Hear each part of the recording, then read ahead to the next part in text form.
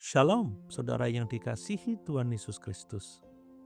Hari ini kita memasuki salah satu pasal terpenting dalam kitab Ulangan.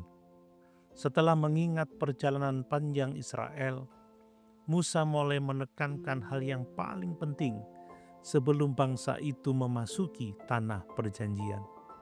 Bukan strategi perang, bukan pembangunan ekonomi, bukan kekuatan militer, melainkan ketaatan kepada firman Tuhan. Musa membuka pesannya dengan berkata, "Maka sekarang hai orang Israel, dengarkanlah segala ketetapan dan peraturan yang kuajarkan kepadamu untuk dilakukan." Perhatikan bahwa Musa tidak berkata hanya dengarkan. Ia berkata dengarkan untuk dilakukan.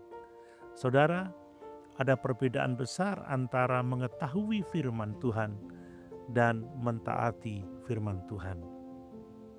Seseorang dapat menghadiri ibadah bertahun-tahun, membaca Alkitab setiap hari, mengikuti seminar Alkitab, menghafal banyak ayat, tetapi semua itu belum tentu mengubah hidupnya jika firman itu tidak ditaati.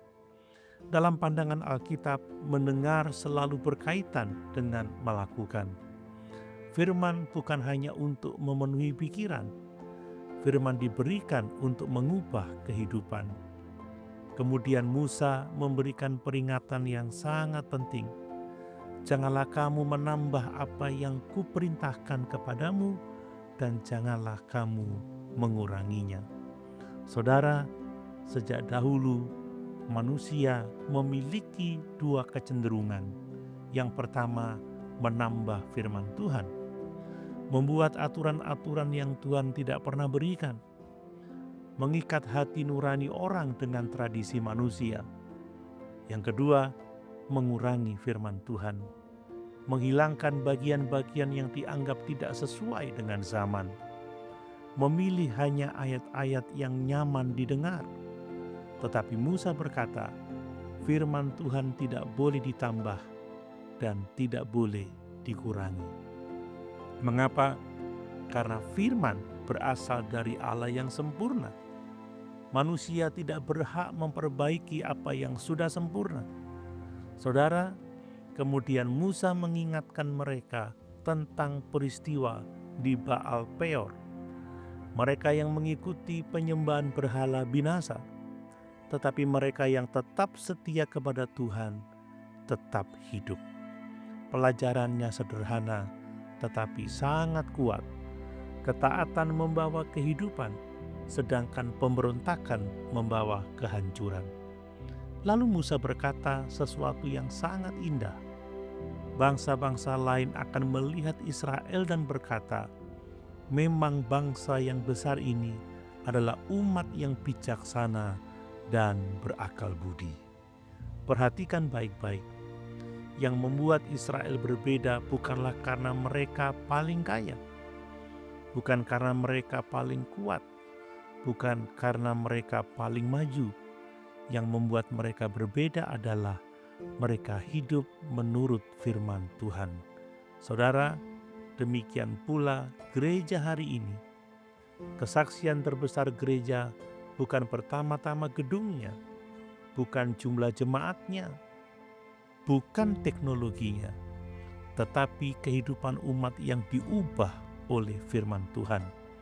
Ketika orang melihat kejujuran kita, kasih kita, integritas kita, kerendahan hati kita, pengampunan kita, disitulah dunia melihat hikmat Allah. Dalam perjanjian baru, Tuhan Yesus berkata, setiap orang yang mendengar perkataanku ini dan melakukannya, ia sama dengan orang yang bijaksana. Yesus tidak berkata yang mendengar, tetapi yang mendengar dan melakukannya. Itulah dasar kehidupan yang kokoh.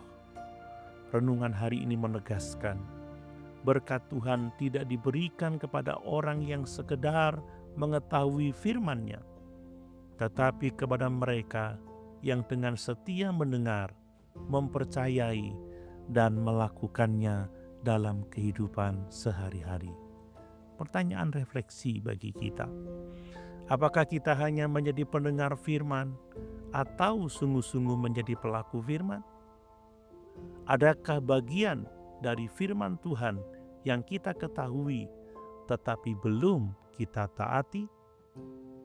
Mari kita berdoa.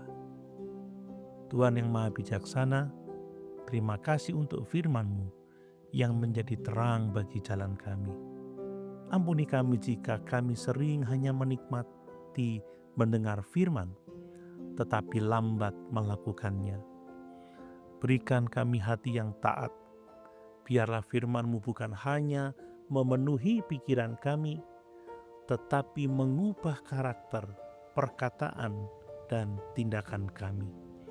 Kiranya melalui kehidupan kami, orang lain dapat melihat hikmat dan kemuliaan-Mu. Di dalam nama Tuhan Yesus kami berdoa.